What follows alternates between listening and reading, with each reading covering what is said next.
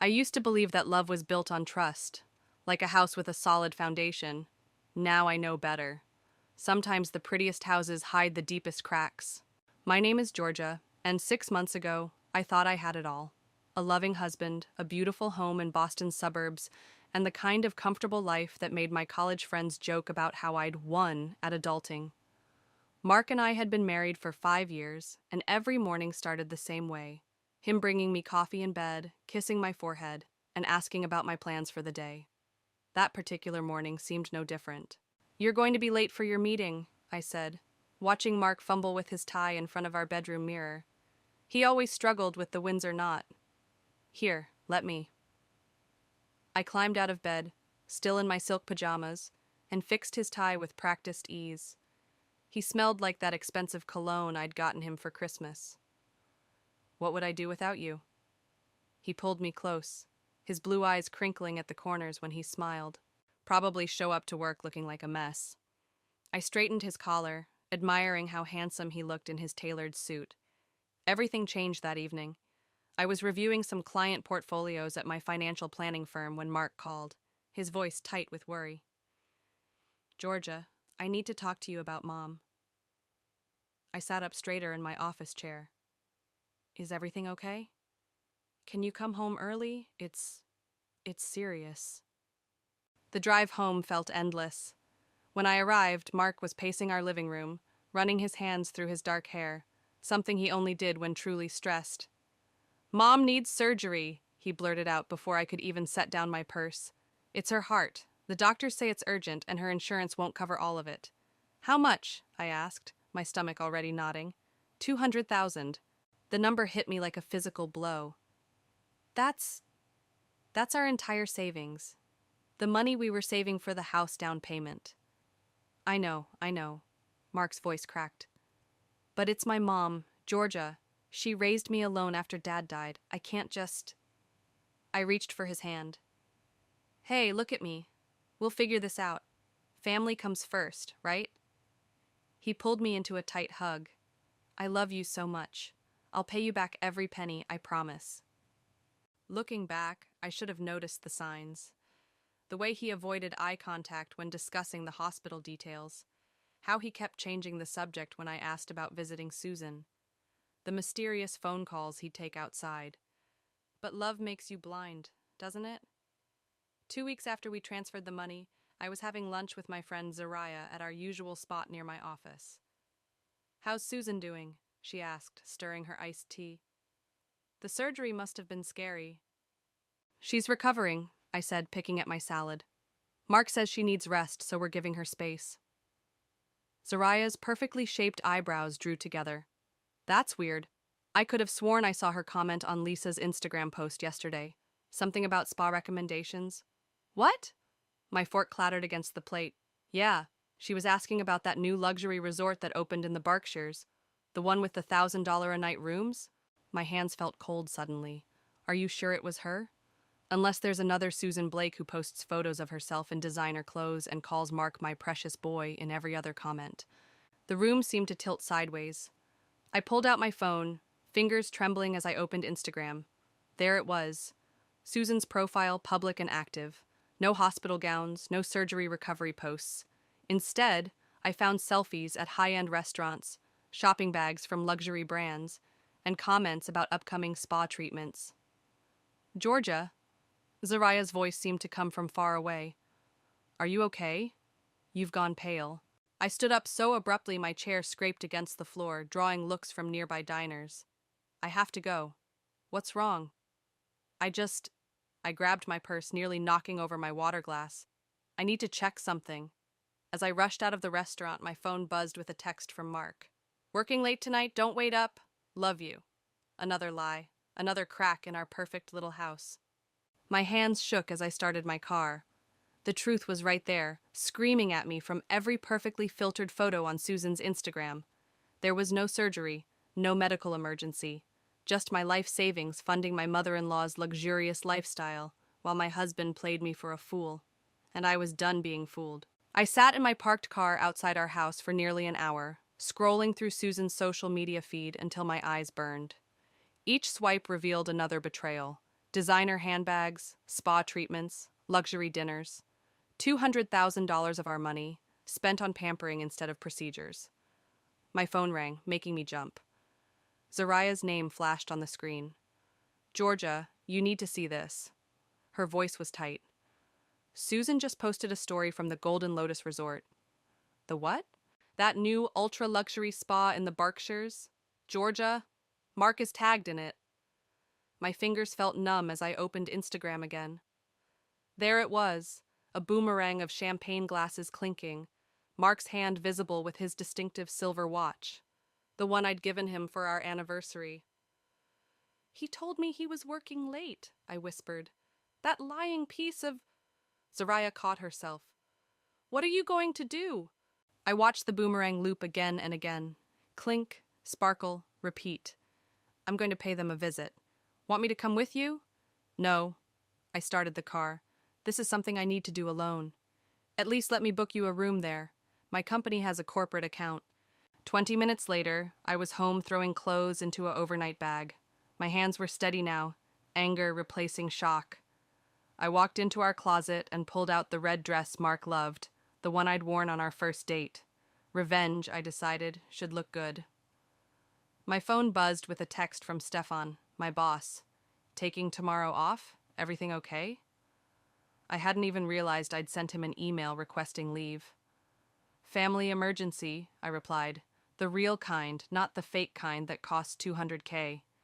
Whatever you need, but Georgia, be careful. In the kitchen, I found the receipt from our money transfer, tucked away in Mark's important documents folder. The same folder that should have contained medical bills, insurance claims, hospital paperwork. Instead, there were only spa brochures and travel magazines. My phone pinged with another Instagram notification. Susan posting again, nothing better than quality time with my boy. Shah blessed na family first luxury life. The timestamp showed it was posted 2 minutes ago. They were still there. I was halfway to the Berkshires when Zariah called again. Your room's confirmed. I got you one with a view of the main pool area. That's where most guests hang out. Thanks, I owe you. You don't owe me anything. But please record whatever goes down. For legal purposes, of course. Of course. A hint of a smile touched my lips for the first time that day. The Golden Lotus Resort rose from the countryside like a modern castle, all glass and sleek lines. The valet took my car with a practiced smile, probably wondering why I looked ready to commit murder in a cocktail dress. At the front desk, a polished young woman named Amy checked me in. Will you be joining us for the sunset yoga session? She asked, handing me my key card. Actually, I leaned in conspiratorially. I heard Susan Blake is staying here. We're old friends, and I'd love to surprise her. Amy's professional smile flickered. Oh yes, Mrs. Blake. She's been quite memorable. She and her son are usually at the infinity pool this time of day. Perfect. My room was on the 4th floor with a clear view of the pool area just as Zariah promised. I stood at the window, scanning the crowd of wealthy loungers until I spotted them. Susan, holding court in a cabana, wearing what looked like a new designer swimsuit. And Mark, my faithful husband who was working late, lounging beside her with a drink in his hand. I watched them laugh together, my hands gripping the window frame until my knuckles turned white. All those nights I'd eaten dinner alone, believing he was at the office. All those times I defended him to my friends when he missed their parties. All those dreams we'd planned together, now drowning in that infinity pool. My phone buzzed, a text from Mark. Stuck in meetings, miss you. I took a deep breath and opened my suitcase. The red dress came out first, followed by my makeup bag. If I was going to blow up my marriage, I was going to do it looking absolutely fantastic. In the bathroom mirror, I practiced my smile, the kind that promises consequences. Hello, darling, I whispered to my reflection. Surprise. My hands were steady as I applied my lipstick, the same shade of red as my dress, the same shade as the rage burning through my veins. Time to crash their little party. The infinity pool sparkled in the late afternoon sun as I made my way across the deck. Guests lounged on $1,000 chairs, sipping $100 cocktails, living their best lives. In her cabana, Susan was holding court like a queen, wearing oversized sunglasses that probably cost more than my car payment. My heels clicked against the marble tiles. Click, click, click. A countdown to destruction. And then I told the massage therapist, Susan was saying, that if she couldn't handle my requests, I'd speak to management about, "Hello, darling." I stepped into the shade of their cabana. Surprise. Mark choked on his drink. "Georgia? What are you doing here?" I smiled, all teeth. "Well, when I heard about this amazing resort, I just had to see it for myself, especially after that generous donation we made to your mother's medical care." Susan pushed her sunglasses up onto her forehead. "Georgia, dear, what a pleasant surprise, isn't it?" I perched on the edge of a lounger, crossing my legs slowly. "I have to say, Susan, you look remarkable for someone who just had heart surgery. What was it, 2 weeks ago?" The color drained from Mark's face. "Honey, let me explain." "Oh, please do." I pulled out my phone. "Explain how your mother needed emergency surgery, but somehow managed to post 15 poolside selfies last week. Explain how our life savings went to medical bills, yet here she is wearing a $5,000 swimsuit." A couple in the next cabana stopped their conversation to listen. "This is hardly the place," Mark started. "Actually, this is exactly the place." I stood up, my voice carrying across the pool deck. "This is where our money went, isn't it? Not to life-saving surgery, but to life-living luxury. How much was this cabana, Mark? 1,000 a day? 2?" Susan sat up straighter, her perfectly manicured hands gripping her champagne glass. "Now see here." "No, you see here." I pulled up the bank transfer receipt on my phone. $200,000, our entire savings. Money we spent 5 years putting aside for our future, for the family we planned to start. More people were watching now. A woman nearby was not so subtly recording with her phone. "I needed that money," Susan snapped, dropping her socialite act. "Do you know how hard it is to maintain my lifestyle?" Mark understands. He knows what his mother deserves.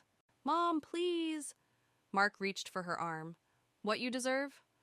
I laughed, the sound sharp as broken glass. "What about what your son deserves? What about his dreams, his future?" "I gave him everything." Susan's voice rose.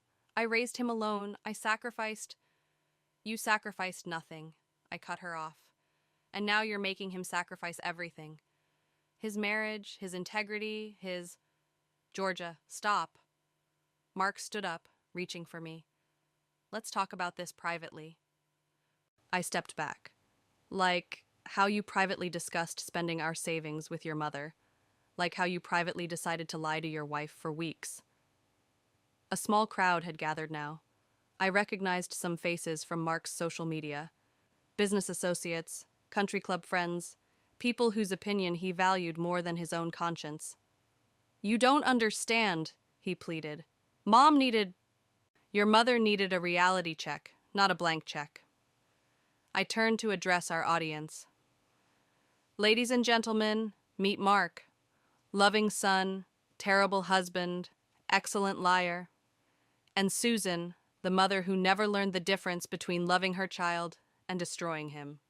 Susan stood up so fast her champagne sloshed over the glass. "How dare you? Mark, are you going to let her speak to me this way?" But Mark just stood there looking lost between his mother and his wife, between his past and what should have been his future. "You know what the worst part is?" I stepped closer to him, close enough to smell that familiar cologne. "I would have helped your mother if she really needed it. I would have found a way. But you didn't trust me enough to tell me the truth. You chose lies over love." "Georgia, please." His voice cracked. "I packed a bag before I came here." I reached into my purse and pulled out my house key. "You can keep the house.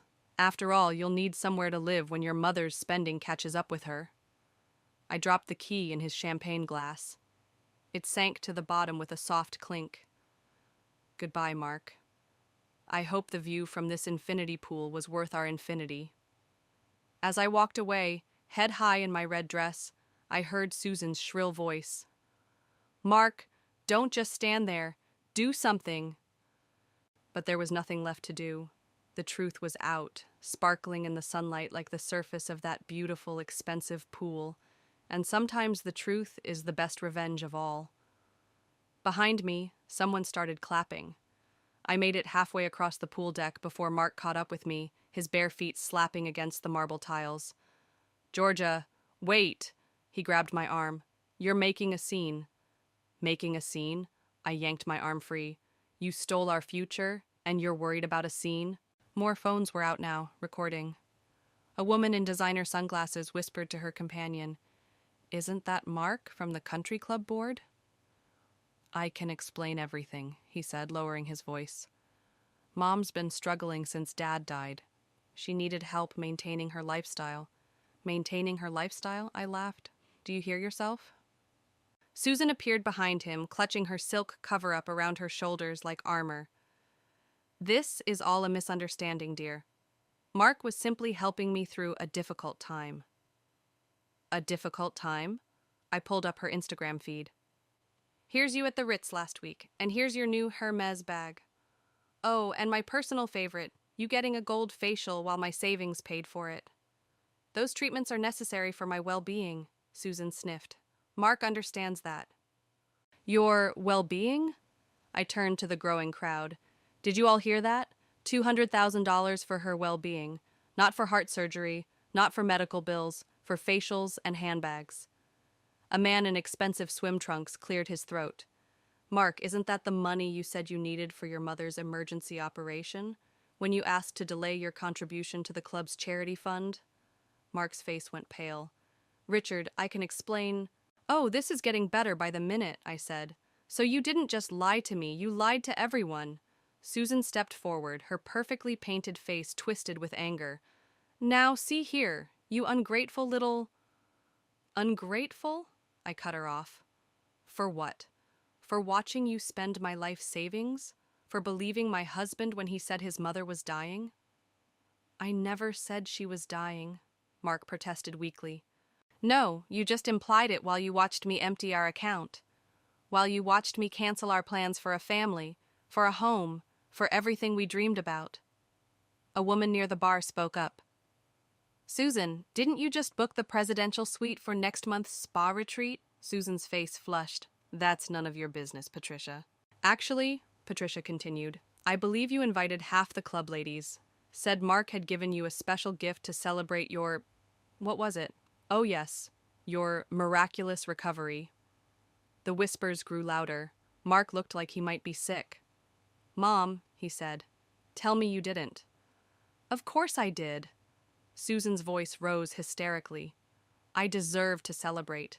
After everything I've been through, raising you alone." "Stop!" Mark's voice cracked. "Just stop." "But darling, you told me you needed help with medical bills. You showed me fake documents. You made me lie to my wife, to my friends, to everyone." Susan's face hardened. "I needed that money more than she did, more than your little house fund. I'm your mother." "And I'm his wife," I stepped closer to her. "Or at least I was, until you decided your spa treatments were more important than your son's marriage. He chose to help me." Susan jabbed a finger at my chest. "He knows where his loyalty should lie." "Mom!" Mark grabbed her hand. "That's enough." But Susan was on a roll now, her voice carrying across the silent pool deck. "You think you can turn him against me? I made him everything he is. Without me, he'd be nothing. You deserve to be arrested for fraud," a new voice cut in. We all turned to see Richard, the club member, hanging up his phone. "I've just spoken to my lawyer. Using false medical documents to obtain money? That's a criminal offense." Susan's face went from red to white. "You wouldn't dare." "Actually," I pulled out my phone, "I have copies of everything. The fake medical bills, the bank transfers, the Instagram posts proving where the money really went. I'm sure the police would find it fascinating." "Mark!" Susan turned to her son. "Tell them they can't do this." But Mark just stood there looking at his mother like he was seeing her for the first time. "How could you?" he whispered. "How could you make me do this?" "Because she knew you would," I said softly. "Because she knew you'd never say no to her, no matter who it hurt, even yourself." The silence around the pool was deafening. Susan looked from face to face, finding no allies among her society friends. Even her son couldn't meet her eyes. Finally, she straightened her shoulders. adjusted her designer sunglasses, and said in a voice dripping with venom, "Well, I hope you're all happy. You've ruined everything." As she stormed off toward the resort, her silk cover-up fluttering behind her like a surrender flag, I heard someone mutter, "No, Susan, you did that all by yourself." The aftermath of Susan's exit felt like the calm after a storm. People began to drift away from the pool area, their whispers following them like ripples in the water. Mark stood frozen, still staring after his mother. "Georgia," he finally said, his voice hollow, "I never meant—" "Save it." I held up my hand. "You meant every bit of it. You just never meant to get caught." Richard, the club member, cleared his throat. "Mark, I think we need to discuss your position on the board. This kind of scandal—" "Scandal?" A sharp laugh cut through the air. Patricia from the bar was back, phone in hand. "It's already trending on local social media. Spa scam is picking up steam." Mark's face crumpled. "Please, you don't understand." "Oh, I understand perfectly," Patricia continued, scrolling through her phone. "Your mother's been bragging about her luxury lifestyle in our group chat for weeks, always talking about how her devoted son makes it all possible. Guess we know where the money came from now." More club members gathered around, their previous deference to Mark evaporating like pool water in the sun. "Didn't you just join that new private equity firm?" someone asked. "The one that handles trust funds?" "I wonder if they know about your creative financing," another added. Mark's phone started buzzing incessantly. He pulled it out, his hands shaking. "My partners are calling." "Better answer it," I said. "I'm sure they'd love to hear how you handle other people's money." He looked at me pleadingly. "Georgia, please, we can fix this. I'll get the money back." "How?" I stepped closer. "By stealing from someone else? By finding another lie to tell? I'll sell my car, my watches." "Your mother's new handbags?" I suggested sweetly. "Her spa memberships?" Richard's phone chimed. He glanced at it and winced. "Mark, the club president wants an emergency meeting. Tomorrow morning." "I can't," Mark said desperately. "I have a client meeting." "Had a client meeting," Patricia corrected, still scrolling.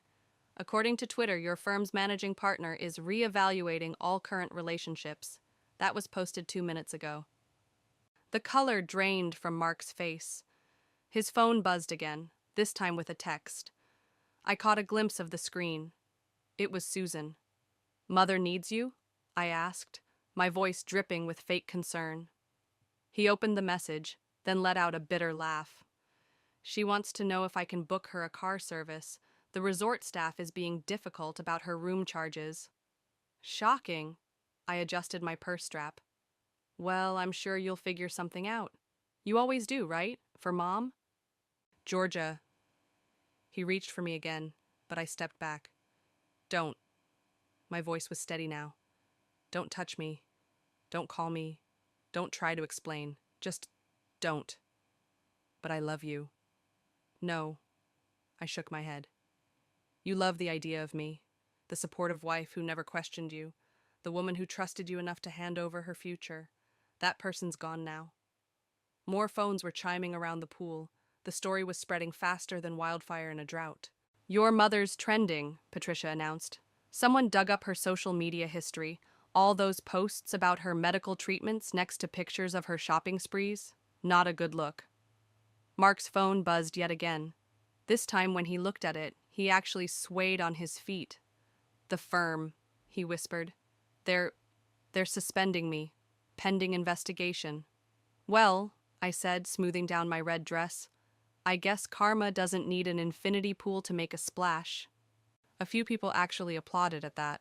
Mark looked around wildly, seeing nothing but judgment and camera phones where there used to be respect and admiration.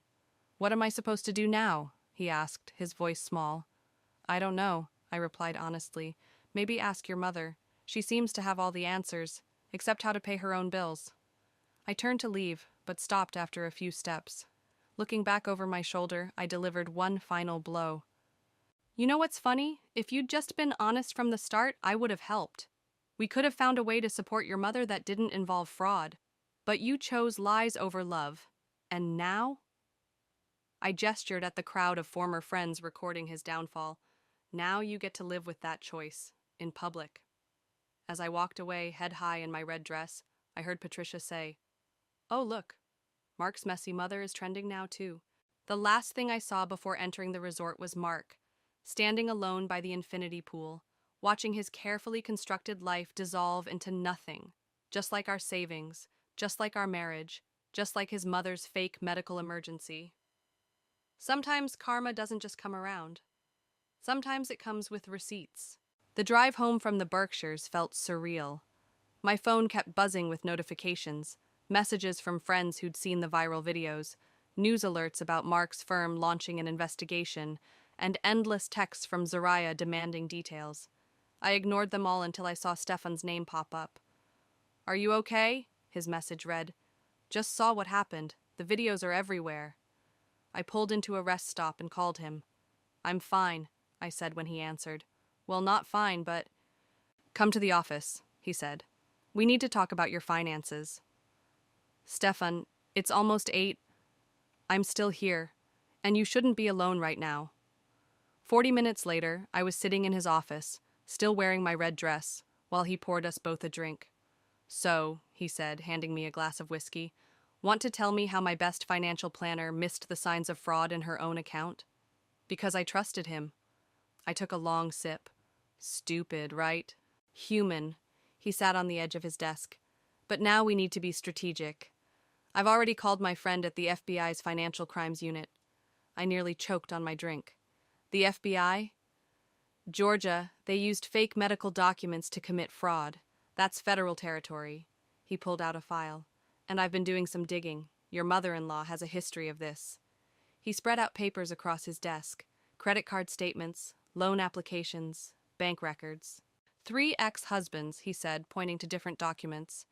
Each one mysteriously emptied their accounts before the divorce. And look at this.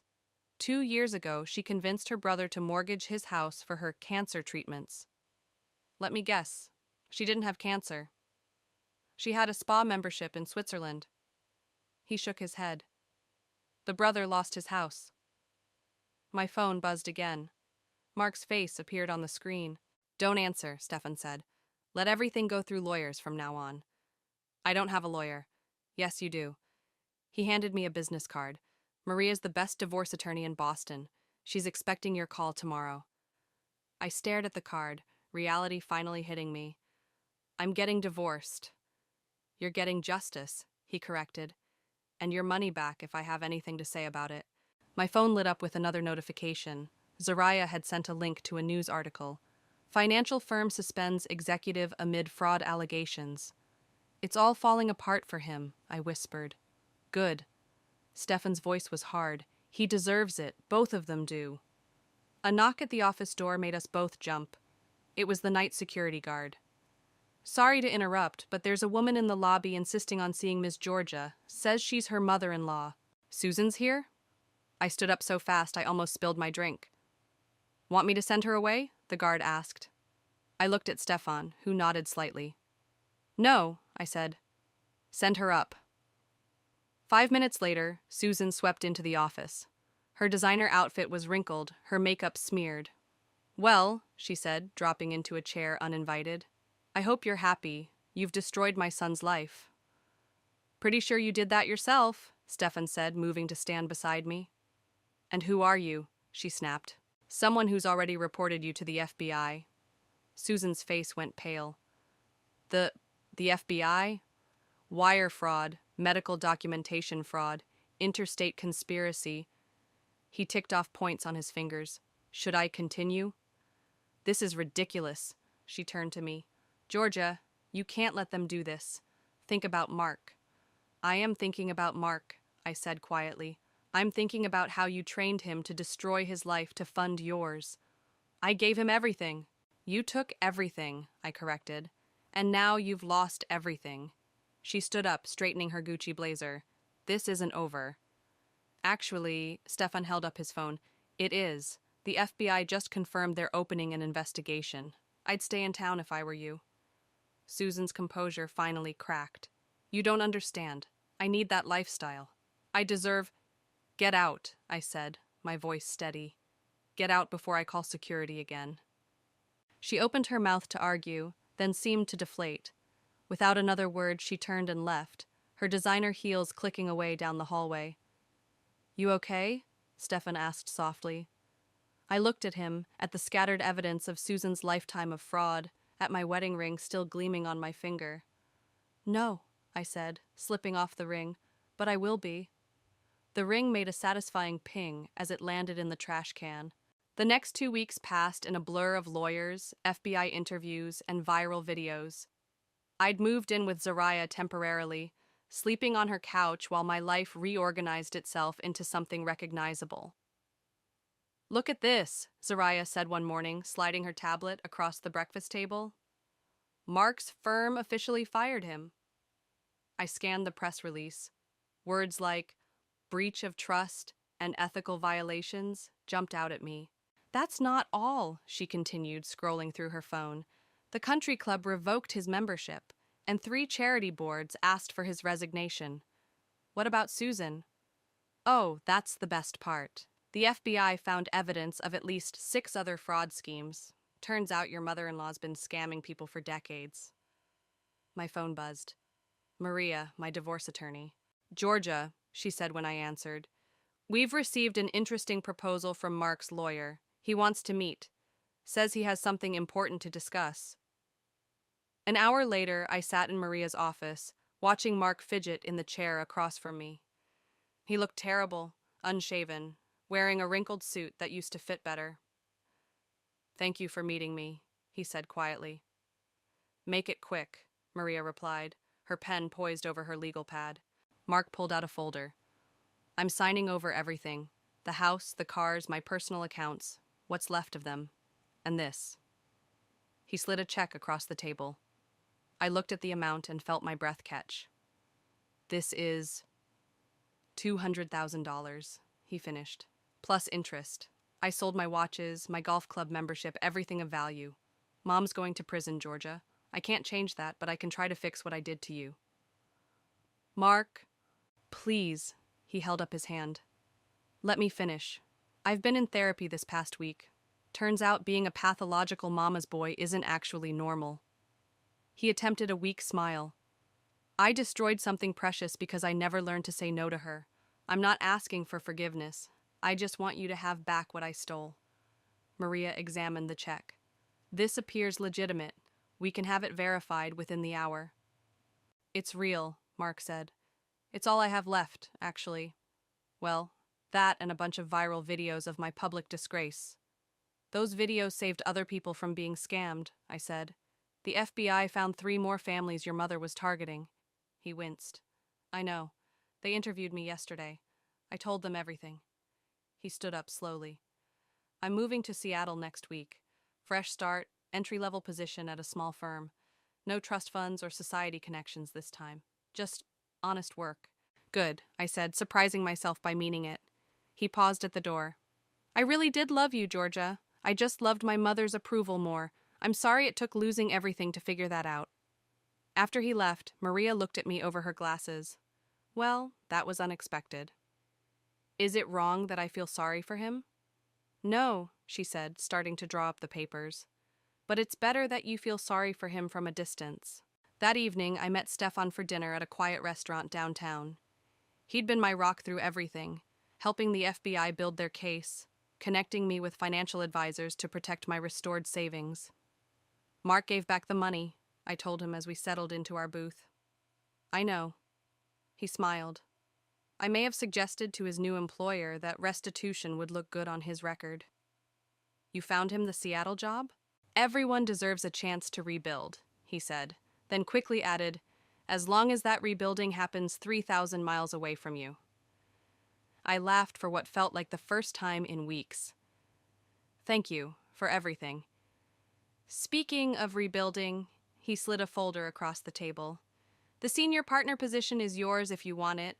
The board was impressed with how you handled your own financial crisis. Said it showed integrity."